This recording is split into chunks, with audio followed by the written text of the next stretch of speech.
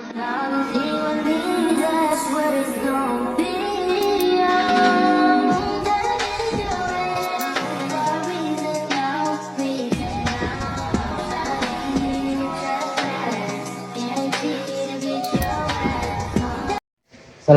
warahmatullahi wabarakatuh dan selamat malam. Di sini saya dari kelompok 9 melakukan observasi kepada perusahaan Global Usaha Teknologi yang bergerak di bidang WiFi. Dan sini ada beberapa orang yang terdiri 2 anggota dan 1 manajer perusahaan. Di sini saya memperkenalkan diri saya atas nama Muhammad Rusam Hamdan dan 1 anggota saya Sustia Wardana. Untuk Bapak Manajer, mohon untuk memperkenalkan diri. Perkenalkan, nama saya Imam Darwian dari PT GUT di bidang WiFi.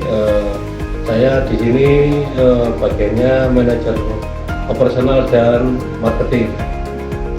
Di sini saya sedikit minta untuk pertanyaan yang terdiri dari finance, sama sumber daya manusia, sama profesional. Mungkin Bapak udah tahu lah ya. Ya, untuk yang pertama kali yang saya tanyakan itu tentang identifikasi resiko. Yang saya tanyakan yang pertama, apa aja ya resiko keuangan, pemasaran, dan operasional yang paling sering dihadapi oleh perusahaan WiFi seperti GUT? untuk risiko keuangan di bidang WiFi yang pertama sih dari investasi awal, kan butuh mengeluarkan banyak dana itu. Ya. Yang kedua, biaya operasional tinggi. Yang ketiga, pendapatan yang tidak stabil. Dari biaya operasional juga kan kita banyak pengeluaran dari perizinan, terus pengeluaran pembayaran karyawan juga. Kalau masalah risiko pendapatan juga pengaruh juga. Kalau kita kan sudah membangun ekspansi di sana, kalau tidak ada pelanggan kita ya ada rugi juga. Pertanyaan saya, kalau pelanggan pembayaran telat itu ada kayak sanksi atau tidak biasanya? Kalau pelanggan telat ada sanksinya, cuman nggak banyak. Karena kalau kita ngasih banyak, otomatis kita takutnya pelanggannya kecewa. Kita ada sanksi tetap ada, tapi ya tak begitu banyak.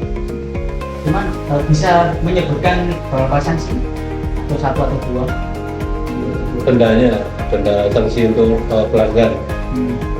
Yang pertama dari pembayaran keterlambatan, sama sanksi untuk pindah cut off.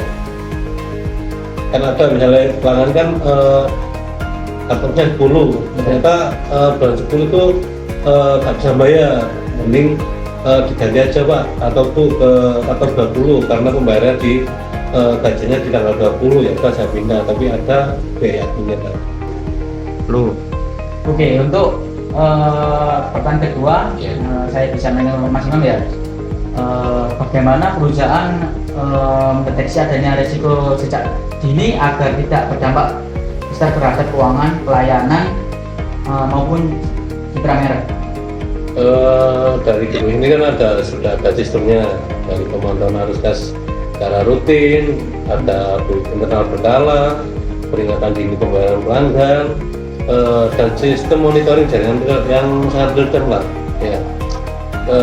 Dan juga ada pelaporan insiden yang cepat dari evaluasi kerja teknisi dan operasionalnya. Untuk poin selanjutnya yakni analisis dan penilaian risiko. Pertanyaannya, bagaimana juga perusahaan menilai tingkat risiko rendah, sedang, dan tinggi pada aspek keuangan, pemasaran, dan operasional di negeri? Yang kita ambil dari arus keuangan dulu Mas ya. Risiko keuangan dinilai berdasarkan stabilitas arus gas Mas, dari kemampuan pelanggan dalam melakukan pembayaran. Yang pertama itu. Untuk aspek pemasaran, risikonya nilai dari tingkat penjualan WiFi-nya, rame ndaknya itu Mas. Kalau aspek operasionalnya kita tergantung dari kestabilan jaringan. Kalau kita jaringannya ada masalah, otomatis pelanggannya akan turun. Dan dampaknya juga ke operasional juga. Gitu, Mas.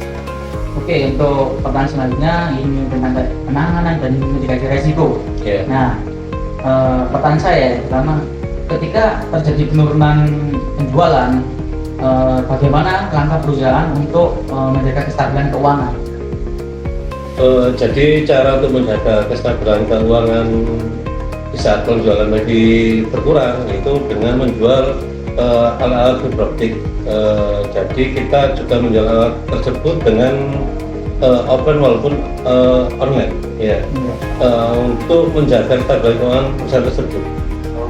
Iya. Oke, untuk pertanyaan selanjutnya ya, masih sama di penanganan dan mitigasi risiko. Ya. Nah, ini dalam bidang operasional, bagaimana perusahaan menangani gangguan teknis kayak keluhan pelanggan agar tidak berdampak pada reputasi perusahaan ini? Selama ini, jadi ketika ada pelanggan terkena gangguan atau ada masalah, maka kita langsung merespon cepat, mendatangi lokasi tersebut, menanyakan keluhan pelanggannya apa. Setelah itu pelanggan sudah konsultasi, kita langsung mengeksekusi menyelesaikan masalah tersebut dan cepat selesai dan cepat, karena pelanggan juga butuh yang cepat. Di lanjut poin selanjutnya terkait evaluasi dan monitoring. Ya. Untuk pertanyaannya, Pak, seberapa sering sih perusahaan melakukan evaluasi terhadap kondisi keuangan, kegiatan pemasaran atau pemasaran? Untuk evaluasi keuangan dari GDIP kita biasanya di 10 hari. 10 hari itu ada dari pembayaran pelanggan, dari tunai dan non tunai, ada juga dari pengeluaran dari operasional kantor juga. Jadi kita evaluasi di 10 hari itu tadi. Ya. Lanjut, Mas.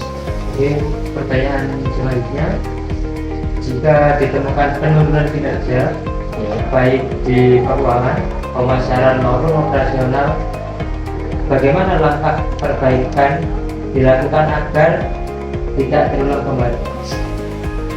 Kalau di GDIP, kalau ditemukan penurunan kinerja, biasanya kami membentuk tim kecil untuk cari akar masalahnya, Mas. Setelah itu kami buat action atau plan berupa pelatihan ulang, menyesuaikan strategi promosi atau upgrade infrastrukturnya. Untuk pertanyaan selanjutnya berada di strategi dan rencana ke depan. Jadi pertanyaan yang pertama saya sampaikan, apa strategi jangka panjang perusahaan untuk menjaga risiko di bidang keuangan, pemasaran, dan operasional di masa depan? Untuk secara jangka panjang perusahaan ini, kami lebih banyak investasi di sistem, dari sistem otomatisasi, baik untuk keuangan maupun operasional, biar risiko terdeteksi lebih cepat. Dan di pemasarannya kami arahkan mengikuti perkembangan zaman digitalisasi. Untuk banyak yang terakhir ini, Ya, ya, ya. menurut Bapak, bagaimana perusahaan menyusun strategi tersebut dengan perusahaan teknologi, tren digital, dan perilaku pelanggan? Dari saya sendiri, strateginya selalu kami sesuaikan dengan tren digital. Sekarang pelanggan lebih suka yang cepat dan fleksibel. Jadi kami kembangkan layanan sesuai dengan kebutuhan pelanggan. Itu aja. Mungkin udah cukup ya untuk observasi di perusahaan global usaha teknologi ini ya. Dan kita bisa menutup untuk wawancara ini, dan saya mengucapkan terima kasih untuk Bapak Manajer. Saya selesaikan. Terima kasih banyak.